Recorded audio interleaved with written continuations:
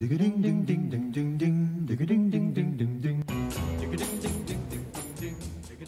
que les chinchillas mangent du fromage? Non. Finalement, non.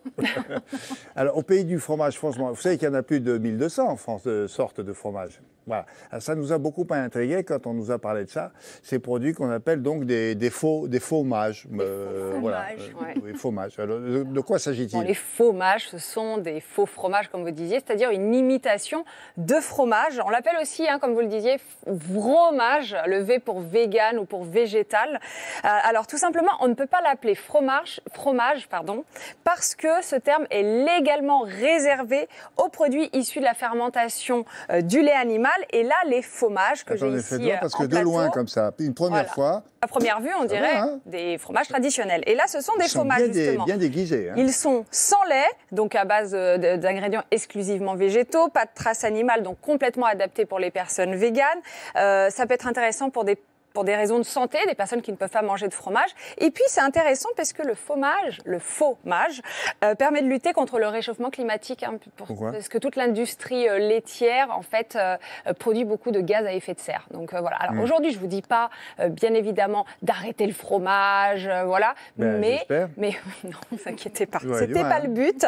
Mais voilà, il y a des choses différentes sur le marché qui peuvent être intéressantes à goûter. Non, mais c'est notre boulot, c'est de vous informer sur ce qui existe. Alors c'est vrai qu'on peut être un peu dubitatif quand on pense au camembert bien coulant ou aux chèvres, bien crémeux. Mais voilà, ça vaut le coup, ça vaut le détour et on va en parler. Alors le détour, il faut voir.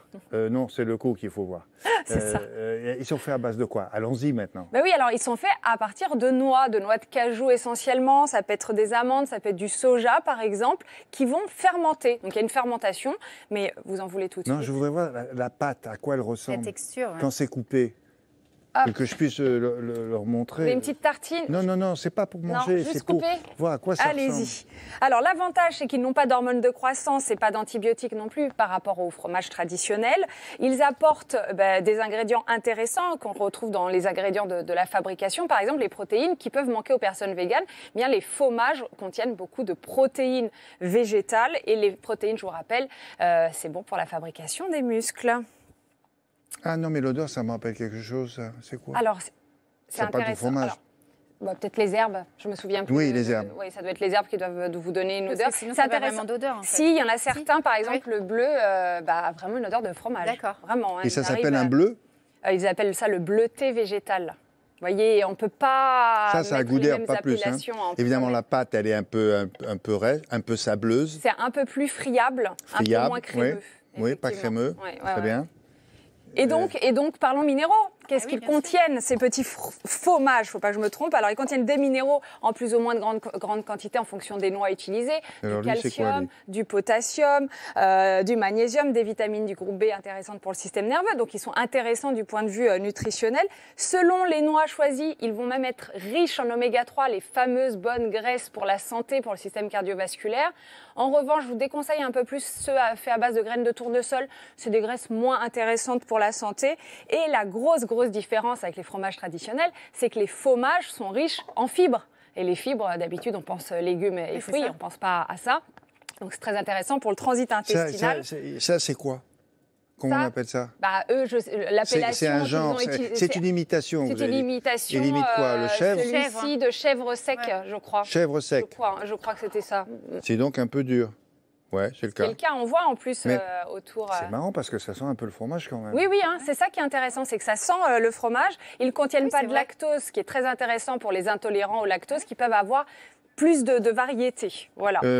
Par rapport à un chèvre de cette taille-là, ça coûte un tout petit peu plus cher ou pas du tout? Ça coûte un peu plus cher, oui, effectivement. Ça coûte un peu plus cher. Ouais. Alors, au niveau gustatif, là, je vois que vous vous interrogez. Là, sur le plan nutritionnel, vous avez dit que ça avait quelques avantages. On les a vus. Voilà, exactement. OK. Maintenant, sur le plan gustatif. Voilà. Donc, effectivement, c'est normal de s'interroger. C'est intéressant, et vous l'avez souligné, il existe des pâtes molles, il existe des pâtes un peu plus fermes, ce qu'on appelle les pâtes dures. Il existe des pâtes à tartiner. Celui-ci doit être une pâte à tartiner, je crois. Je ne suis pas sûre s'il se... C'est avec quoi? Qu'est-ce qu'il y a dessus, là? Donc, pâte à tartiner.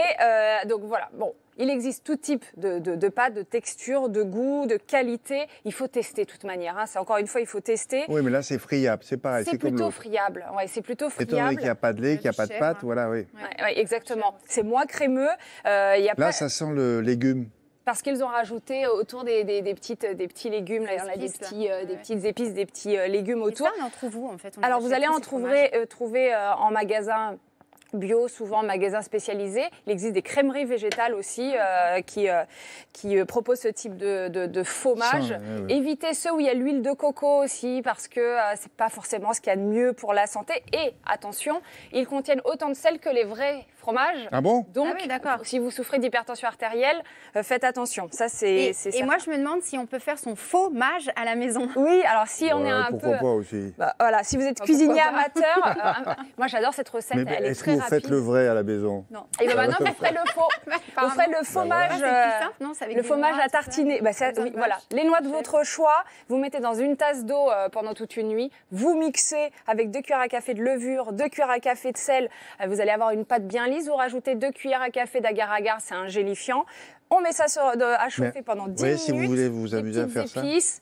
On met ça dans un moule, on tasse bien au réfrigérateur et vous allez voir, ça donne un petit fromage à tartiner. Faites ça à la maison, dites-moi ce que vous en pensez pour l'apéro. Juste des petits carrés comme ça pour l'apéro peut-être. Juste comme ça.